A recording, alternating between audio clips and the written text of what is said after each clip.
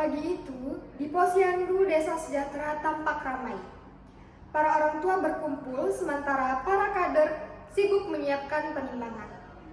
Suasana penuh antusiasme ketika kegiatan penyuluhan pencegahan stunting akan dimulai. Assalamualaikum warahmatullahi wabarakatuh. Selamat pagi warga-warga di sini. Hari ini kita berkumpul bersama untuk membahas masalah stunting yang akan dibahas oleh ibu kader. Betul Pak RT, banyak yang belum mengetahui kalau masalah stunting itu bukan hanya tentang tinggi badan, melainkan juga tentang perkembangan otak. Wah, saya baru tahu. Memang bapaknya bisa sampai jangka panjang. Iya Pak, nanti anak bisa mengalami penurunan kemampuan belajar dan juga lebih rentan sakit. Tapi tenang, pencegahannya bisa dimulai dari rumah.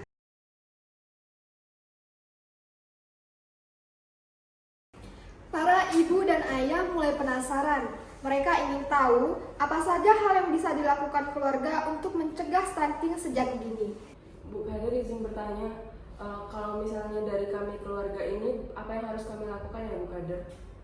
Jadi gini Bu, pertama penuhi gizi setiap hari terlebih dahulu, lalu beri MPASI yang seimbang. Jangan lupa protein hewani minimal 1 hari sekali ya Bu.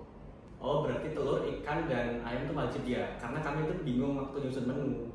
Betul Pak Raka, yang penting beragam, tidak harus mahal, yang penting bergizi. Baik, lalu selain makanan, hal wajib apa lagi yang harus dilakukan Ibu Bidan? Jadi hal yang bisa dilakukan selain makanan itu dengan pemantauan rutin. Nah caranya dengan rutin datang ke Posyandu. Nanti akan dicek tinggi badan dan berat badannya Bapak.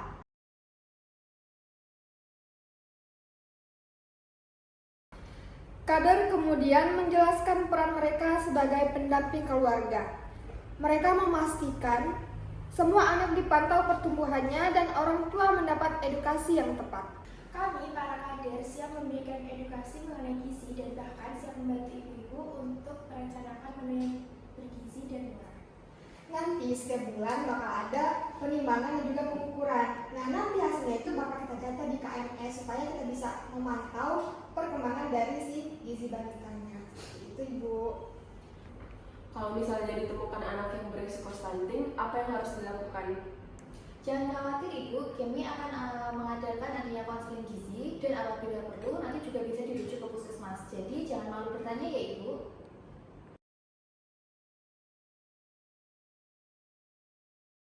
Semua mulai sadar bahwa pencegahan stunting tidak bisa dilakukan sendiri.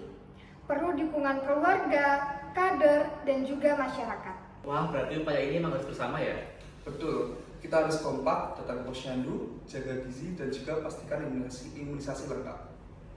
Dan jangan lupa untuk mencuci tangan pakai sabun karena kebersihan itu mencegah infeksi. Iya, betul. Lingkungan bersih itu penting. Soalnya kalau sanitasinya buruk, itu bisa mempengaruhi dari kesehatan anak juga. Setuju, keluarga, kader, dan masyarakat harus bekerja sama.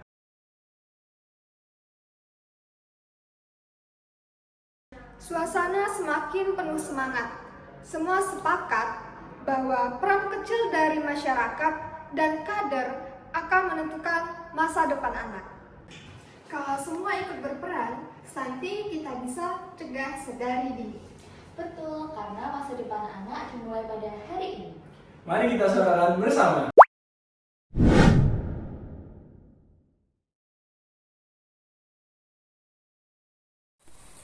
Jadi, apa itu stunting?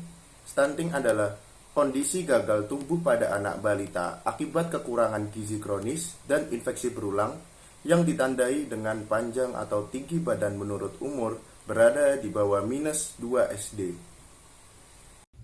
Mengapa pencegahan stunting itu penting? Yang pertama, stunting dapat menyebabkan gangguan pertumbuhan otak dan fungsi kognitif, yang mana balita ini akan mengalami gangguan pembelajaran dan juga prestasinya akan menurun.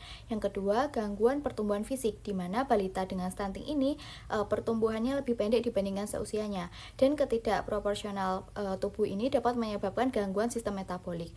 Yang ketiga, adanya gangguan sistem imun, di mana balita dengan stunting ini lebih mudah rentan terkena penyakit infeksi dan penyakit lainnya.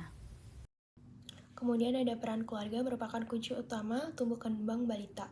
Ada beberapa peran. Yang pertama itu penuhi gizi anak setiap hari. Pastikan anak itu memenuhi asupan minimal 1 kali sehari itu berupa protein hewani. Dan pastikan MPASI-nya itu berupa gizi seimbang, di mana ada protein, hewani, karbohidrat, sayur, dan buah. Kemudian ada pantau pertumbuhan rutin. Dipantau pertumbuhan rutin itu seperti datang ke posyandu setiap bulannya, periksa KMS-nya, dan cek berat badan, panjang badan, serta status gizi.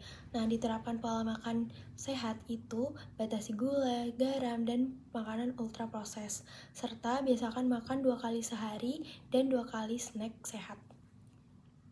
Selanjutnya, peran kader posyandu sebagai garda terdepan pencegahan stunting.